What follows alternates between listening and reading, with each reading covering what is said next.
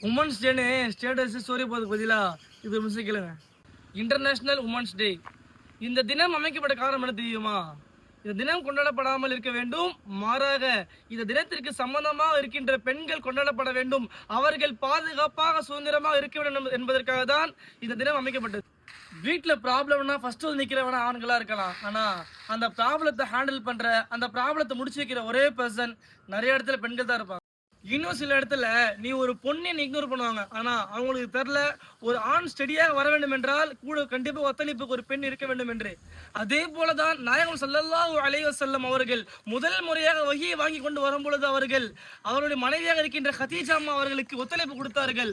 நாயகம் ஸல்லல்லாஹு அலைஹி வஸல்லம் அவர்கள் ஜம்மிலூன ஜம்முன் என்று சொல்லும் பொழுது கதீஜா அம்மா ஆறுதல் படுத்தியது காரணமாக தான் நாயகம் ஸல்லல்லாஹு அலைஹி வஸல்லம் அவர்கள் சமூகத்தில் நின்று போராடினார்கள். இந்த உமன்ஸ்ல நீங்க ஸ்டேட்டஸ் எல்லாம் போறதுக்கு முன்னாடி உங்க வீட்டு பெண்கள்கிட்ட போய் ஒரு கேள்வி கேளுங்க, நீங்க ஹாப்பியா இருக்கீங்களா அப்படின்னு.